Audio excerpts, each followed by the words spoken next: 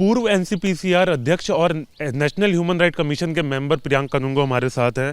Sir, सबसे पहले तो जिस तरीके का कंटेंट अब परोसा जा रहा है, अगर हम बात करें इंडियाज गॉट लेटेंट में जिस तरीके से रणबीर इलाहाबादिया और समय राणा की तरफ से जो जोक बनाए गए, उनको लेकर क्या कहेंगे? देखिए, ये मानसिक रूप से विकृत लोग हैं और इनको इलाज की आवश्यकता है। किसी भी सभ्य समाज में पशुओं और मनुष्यों का अंतर उनकी बुद्धि और विवेक से तय होता है। जिनका विवेक मर चुका होता है वही केवल अपने माँ बाप के साथ संभोग करने की कल्पना कर सकते हैं। वही माँ बाप को संभोगरत देख के आनंद ले सकते हैं।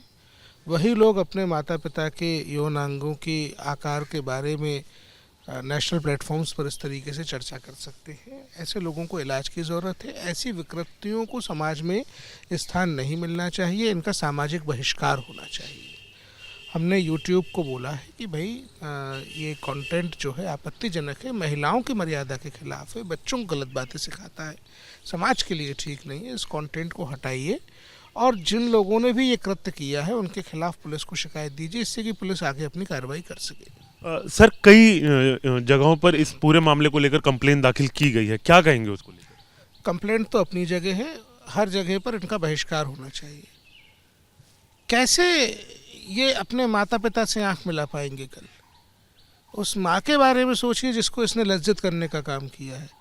ऐसे लोगों की तो समाज में ही जगह नहीं है।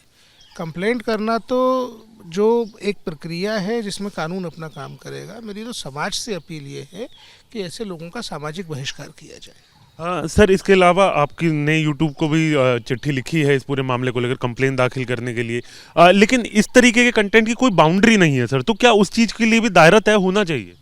देखिए, जो कंटेंट आप अपने घर में अपने माता पिता के, भाई बहनों के, पति पत्नी साथ बैठ के नहीं देख सकते, उस कंटेंट को बनाने की आवश्यकता नहीं है। यही किसी भी सभ्यता की पहचान उसके विवेकशील होने से होती है। और एक विवेकशील मनुष्य ये काम नहीं करेगा कि जो वो खुद नहीं खा सकता वो कैसे किसी दूसरे को खिलाने के लिए भेजेगा। तो ये स्वनियंत्रण का ही विषय है और लोगों को समाज को इतना जागरूक होना पड़ेगा। जैसे इस मामले में हुआ, समाज ने बहिष्कार कर दिया, समाज ने गालियाँ दी, तो लोग सुधरेंगे। इसी प्रकार समाज इस प्रकार का कंटेंट देखना बंद कर देगा। जब कोई देखेगा नहीं तो लोग बनाना बंद करेंगे। माफ़ी मांगी है उन्होंने ट्विटर पे। माफ़ करना तो उनकी माँ से मांगनी चाहिए उनको माफ़ी। माफ़ करना हमारा काम नहीं है। माफ़ करना जो है वो न्यायालय का काम होगा, भगवान का काम होगा या माँ बाप का काम होगा। हमारा काम सज़ा दिलाने के लिए कानून तक पहुंचाना है, हम वो काम करेंगे। सर, आप एनएचआरसी के मेंबर हैं, एनसीपीसीआरसी में आप पूर्व अध्यक्ष रहे हैं, अब किस तरीके से देखते हैं कि बच्चों के ऊपर इसका साइकोलॉजिकल असर पड़ सकता है?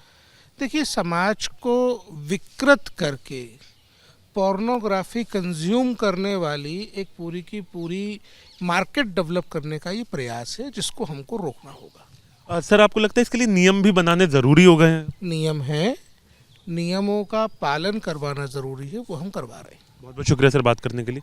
वीडियो जर्नलिस्ट प्रेम शंकर के साथ Harish Jha, news nation, Delhi. News nation अब व्हाट्सएप पर खबरों के ताजा अपडेट के लिए न्यूज नेशन के इस QR कोड को स्कैन करें।